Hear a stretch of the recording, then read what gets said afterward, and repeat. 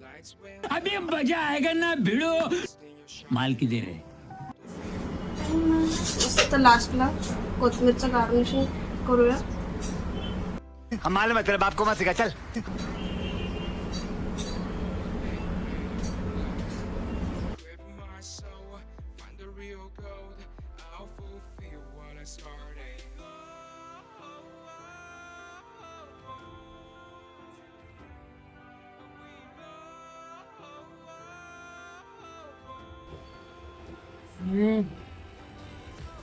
खूप मस्त वा.